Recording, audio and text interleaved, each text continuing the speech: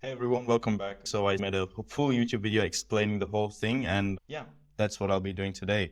Let's just get straight into it. So the content landscape has changed dramatically. That's not a secret. Basically everybody knows that, but I broke it down here for you to understand visually. So in 2019 to 21, there was a viral explosion. People started to notice social media more. It wasn't mainstream yet for businesses, but people saw the potential and used it to generate views and gain traffic to the websites. Everything that catch any attention went viral.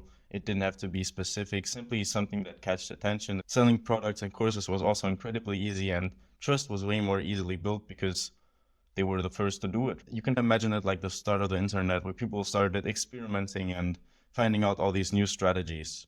Then in 2022 to 2023, the saturation era started. Lots of replicas, fakes imitated that 2019 to 21 growth, and it was harder to gain traction. Every content piece looked the same. In the new era, we're seeing completely new styles of content, which just wouldn't have gone viral in the past. And personal brands changed their growth strategy from direct selling and just posting about their products to community building. And raw content now is needed to stand out and not, be part of the mass and the saturation wave that we had in 2022 to 2023. And over edited content is connected to scammers and bad services. Of course, you can't say that about everyone. There's a bunch of people crushing it with still very highly edited and polished content, but people's attention just shifted to more raw styles. And now you might be asking, why did all of this happen? And it's pretty simple. So the algorithm simply heavily changed, and I can also explain to you why. The algorithm changed because in the past few years, people were just driving all their attention because of viral trends, and that led to mass content, which eventually led to engagement rise. And today it's more like authenticity storytelling brings higher engagement, just not posting massively and following all the trends. In the old algorithm, viewers got bored of the same over-edited, false promise type of content, and they're shifting their attention to more raw, down-to-earth content.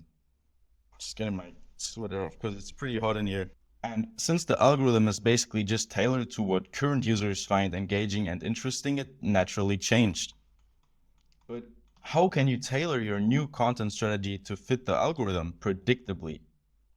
And currently, it's just all about winning with storytelling and authenticity. And I can't repeat this enough. It's very important to import the storytelling aspect into your content to actually just gain more attention because the algorithm changed, as I just explained. And storytelling is built of a few pillars, which I'll also get to here. And I've just listed some main components of what makes a good storytelling video or just drives a good story. And it's pretty simple. You just got to be real and authentic. I know that may sound simple, but that's actually what it is. You just have to show the behind the scenes content and not just the over edited, polished side of things, because that's not life, right? You also got to inspire people. That's what so many people forget. People don't care about you unless you inspire them and pull them into the boat. And that leads us to the next point, which is vision and community building. You have to build a sense of purpose in your community and let your viewers feel like they're part of something bigger, which also leads us to the next column, which is ability.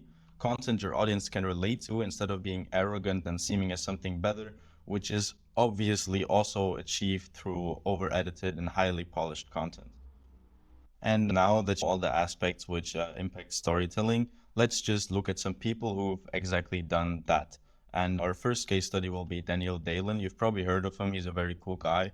He's an e-commerce entrepreneur. He was authentic behind the scenes content to showcase the real process of building his business. And one of his key strategies is emphasizing transparency by sharing the lows, the highs, as well as everything in between. And that really builds trust with your audience because you show them your weaknesses and not only your best sides. And our second case study, which you've probably also heard of, is Dan Ko.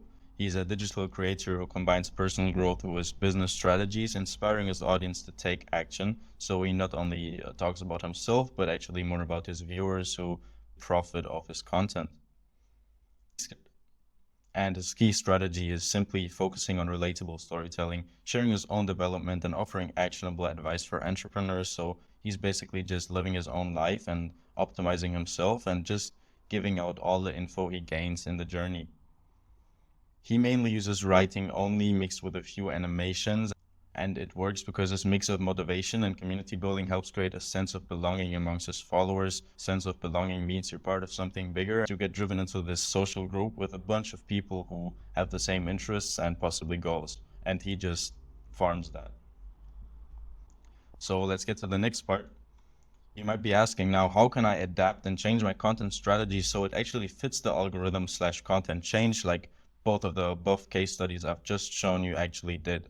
And it's actually pretty easy. You have to be clear about these four things and really max these stats out to get to that stage. So imagine in the middle is your personal brand or your normal brand, depending on what you're selling or offering. And one of the main components is your vision. You have to clearly define the mission behind your brand. This isn't just what you do, but why you do it.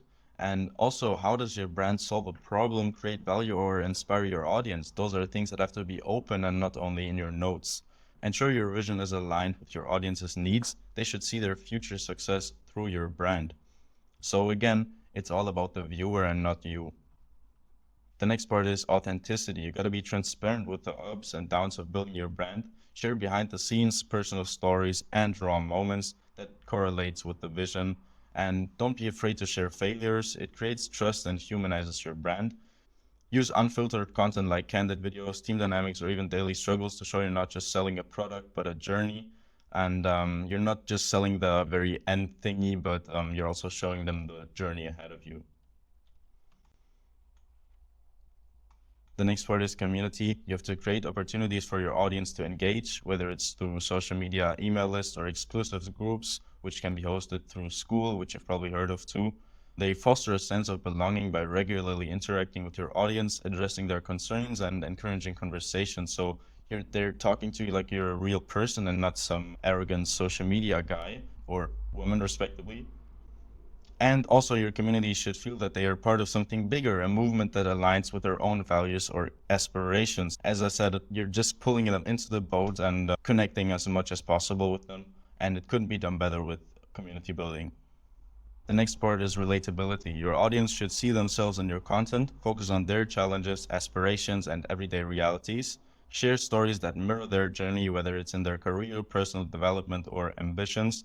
And also, which is a big point, use testimonials or case studies from people like them to show real-world examples of how your brand can help them, which basically means show them people that have done the exact same with their offer or their product. And that's how you really create the bridge between, oh, this guy did it, so I can do it too. And that drives them exactly to your offer if you've done it right. And if you're struggling to put all of this into action and you're just not seeing the growth you want with your personal brand, or you simply don't have enough time to actually get in there, get all the knowledge, post, edit, whatever, please reach out to me. My link is in the bio. If you need any help with your personal brand or coaching business, I'll be glad to help and maybe we can build something up from the ground. So link is in bio. Make sure to like, subscribe, because there'll be a lot of videos coming soon with even more actionable insights, and hopefully it's not that boring, right? Please let me know in the comments.